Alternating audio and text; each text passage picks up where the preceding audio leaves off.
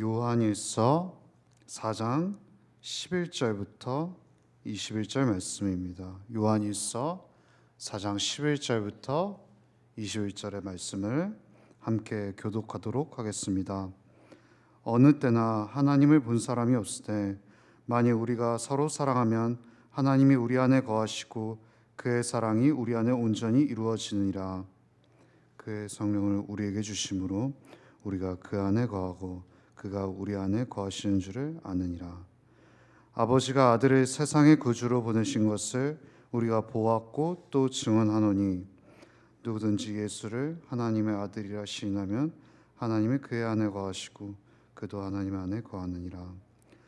하나님이 우리를 사랑하시는 사랑을 우리가 알고 믿었노니 하나님은 사랑이시라. 사랑 안에 거한 자는 하나님의 안에 거하고 하나님도 그의 안에 거하시느니라. 이로써 사랑이 우리에게 온전히 이루어진 것은 우리로 심판 날에 담대함을 가지게 하려니니 주께서 그러하심과 같이 우리도 이 세상에서 그러하니라.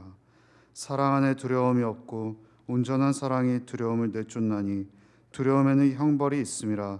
두려워한 자는 사랑 안에서 온전히 이루지 못하였느니라. 우리가 사랑함은 그가 먼저 우리를 사랑하셨음이라. 누구든지 하나님을 사랑하노라 하고 그 형제를 미워하면 이는 거짓말하는 자니 보는 바 그 형제를 사랑하지 아니하는 자는 보지 못하는 바 하나님을 사랑할 수 없느니라. 우리가 이 계명을 주께 받았나니 하나님을 사랑하는 자는 또한 그 형제를 사랑할지니라. 아멘. 저희가 요한일서 4장의 말씀을 보고 있는데요. 이제 요한일서도 한 장밖에 남지 않았습니다. 요한일서를 우리가 지난 1장부터 4장을 쭉 살펴보면서 혹자들은 복음의 책이라고 말합니다. 하나님께서 우리에게 어떠한 사랑을 베풀어 주셨는지 그 영광이 얼마나 크신지를 나타내는 책이 바로 요한일서다라고 말을 합니다. 또 다른 이들은 요한일서를 분별의 책이라고도 말을 합니다. 정말 진정 그리스도인은 어떠한 사람이냐, 그리스도 영에 속한 사람은 누구이고 적그리스도 영에 속한 자는 누구인가, 즉 참된 그리스도인의 증거가 무엇이냐라는 것을 알려주는 책이 바로 요한일서다라고 말해서 분별의 책이라고 명칭을 부르기도 합니다. 오늘 본문 4장 11절부터 21절까지의 말씀은 참된 그리스도인이 어떠한 사람인지를 나타내는 증거가 무엇인지를 밝히 보여주는 대목이라고 말할 수 있겠습니다. 이 참된 그리스도인의 지표, 표시가 무엇이냐라고 했을 때 요한일서 4장 12절, 16절, 20절에 잘 나타나 있습니다. 먼저 12절을 읽어드리겠습니다. 어느 때나 하나님을 본 사람이 없을 때 만일 우리가 서로 사랑하면 하나님이 우리 안에 거하시고 그의 사랑이 우리 안에 온전히 이루어지느니라. 즉 우리가 서로 사랑할 때 하나님이 우리 안에 거하시고 우리도 하나님 안에 거한다라는 것입니다. 그리스도의 참된 지표가 서로 사랑에 있다라는 것이겠죠. 16절은 이렇게 말합니다. 하나님이 우리를 사랑하시는 사랑을 우리가 알고 믿었노니 하나님은 사랑이시니라. 사랑 안에 거한 자는 하나님 안에 거하고 하나님도 그 안에 거하시느니라. 같은 맥락 속에서의 말이라고 봐도 무방할 것입니다. 20절은 이렇게 말하죠. 누구든지 하나님을 사랑하노라 하고 그 형제를 미워하면 이는 거짓말하는 자니 보는 바 그 형제를 사랑하지 아니하는 자는 보지 못하는 바 하나님을 사랑할 수 없느니라.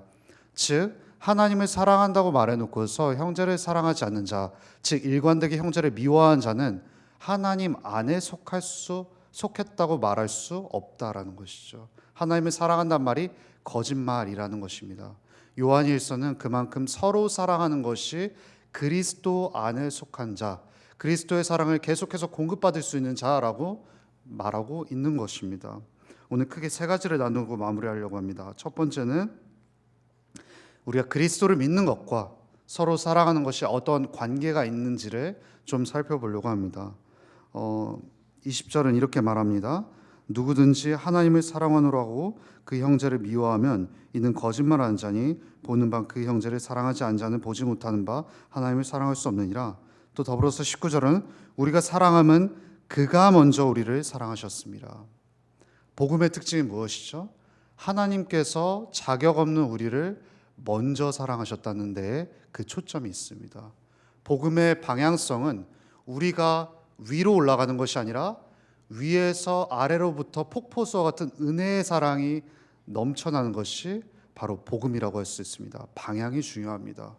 하나님께서는 우리를, 자격 없는 우리를 값없이 은혜로 그리스도의 핏값으로 사랑하셨습니다. 우리가 만약에 하나님께 먼저 사랑을 받지 못했더라고 한다면 우리가 서로 사랑에 대한 의무는 찾아볼 수가 없습니다.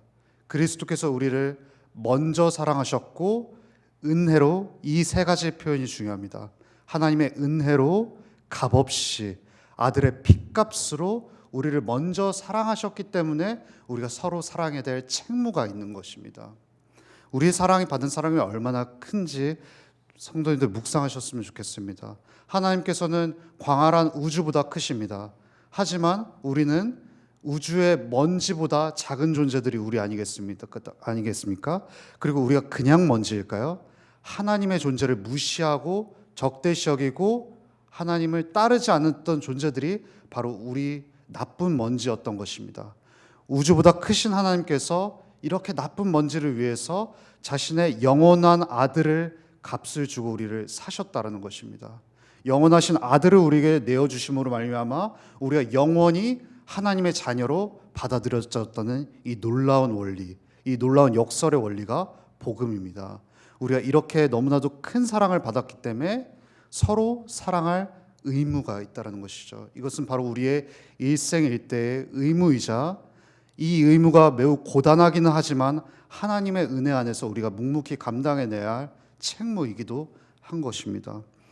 두 번째 대지로 넘어갈 때 우리가 이렇게 놀라운 크신 사랑을 경험했음에도 불구하고 들었음에도 불구하고 우리 안에 연약한 육체가 두 가지 질문을 던집니다. 무엇이죠? 첫 번째는 바로 이것입니다. 하나님, 내가 저 사람을 사랑하는 것은 부당합니다. 저 사람은 나에게 한 번도 호의를 베풀은 적도 없고 심지어 나를 못마땅하게 여깁니다. 내가 저 사람을 사랑하는 것은 부당합니다 라는 질문이 떠오르는 것이죠. 하나님께서 어떻게 우리에게 답변하실까요? 하나님께서는 그렇다면 내가 너에게 베풀어준 사랑이 부당하다라고 말하느냐라고 되려 질문을 하시는 것입니다. 왜 그러실까요? 우리는 하나님께서 우리를 먼저 사랑하지 않으실 때 한 번도 우리는 하나님께 호의를 베풀었던 적이 없기 때문입니다. 오히려 하나님을 무시하고 적대적인 반응으로 나갔던 것이 바로 우리 죄인의 모습이었던 것이죠. 그렇기 때문에 하나님께서 우리에게 베풀어 주신 사랑은 부당하지 않다라는 것입니다. 또 한 가지 우리 안에서 질문이 던져집니다. 하나님, 저 사람을 사랑하는 것은 나에게 유익하지 않습니다. 저 사람을 사랑하는 것은 나에게 너무나도 되려 수고스럽고 이익이 전혀 없습니다. 저 원수 같은 인간을 내가 사랑하는 것이 유익하다 말할 수 있을까요?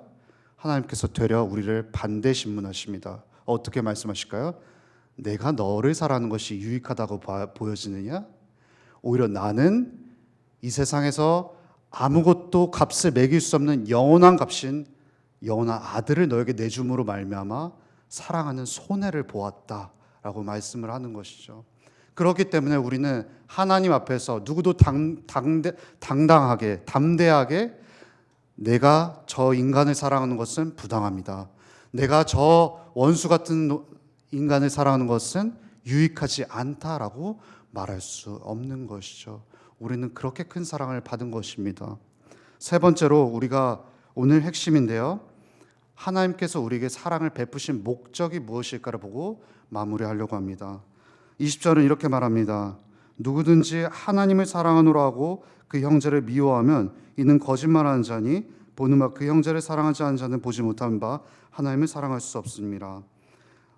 더불어서 12절 우리가 처음 읽은 말은 어느 때는 하나님을 본 사람이 없을 때 만일 우리가 서로 사랑하면 하나님이 우리 안에 거하시고 그의 사랑이 우리 안에 온전히 이루어지느니라. 12절의 핵심이 있습니다. 온전히 이루어지다라는 표현 속에 하나님께서 우리에게 베풀어 주신 사랑의 목적이 담겨 있습니다. 이루어지다란 말은 헬라어로 텔레이오라는 단어인데 이것은 어떠한 목적이 이루어지다, 어떠한 목적이 성취되다, 어떠한 목적이 완성되다라는 깊은 의미가 담겨 있습니다. 이 이루어지다란 말을 우리가 어디서 친근하게 살펴볼 수 있냐면 요한복음 19장 30절에서 볼 수 있는데 19장 30절에 어떠한 표현이 등장하죠? 예수께서 이 땅에서 모든 순종을 다 감당하시고 뱉으신 말씀 무엇이냐면 다 이루었다입니다. 다 이루었다. 여기서 다 이루었다는 이 텔레이오의 변형 형태인 테텔레스타인데, 이 테텔레스타이는 고대 그리스 로마 당시에 채무를 가진 자가 이제 채무를 다 갚았을 때 그 증서에 테텔레스타이 이렇게 썼다고 합니다. 무엇이죠? 다 이루었다. 다 이 채무를 탕감했다. 갚았다라는 것이죠. 우주의 통치자인 하나님께 반역을 이룬 존재가 우리 아니겠습니까? 우리는 그렇기 때문에 우리의 죄는 하나님을 반역한 빚을 갖고 있는 것입니다. 근데 그 빚을 영원하신 아들이신 예수로 말미암아 탕감하셨죠. 다 이루었다라는 것입니다. 근데 여기서 오늘 5장 12절에 또 한 번 온전히 이루어지니라 라고 말씀하고 있습니다. 하나님께서 우리에게 베푸신 사랑의 목적은 단순히 우리를 죄와 사망과 영원한 형벌에서 건져주시는 것뿐만이 아니라 바로 우리가 서로 사랑하는 데 있다는 것입니다. 하나님께서 영원 전부터 우리를 사랑하시기로 결심하시고 실제로 사랑하실 때 목적이 있었다는 것입니다. 그 목적은 언제 완성되냐면 우리가 서로 사랑할 때 완성된다는 것입니다. 교회 안에서 우리가 서로 사랑할 때 하나님의 사랑은 완성됩니다. 이 미미한 존재인 우리를 통해서 우리의 그 너무나도 유한하고 부족한 사랑으로 말미암아 사랑이 완성된다는 것입니다. 목적이 완성된다는 것이죠. 얼마나 놀라운 사실인지 우리가 기억해야 될 것 같습니다. 성도님들, 우리가 하는 사랑은 결코 작은 사랑이 아닙니다.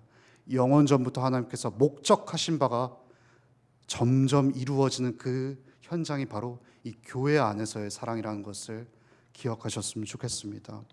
저희가 오늘 기도하고 마무리할 텐데요. 먼저 PPT에 띄어진 기도를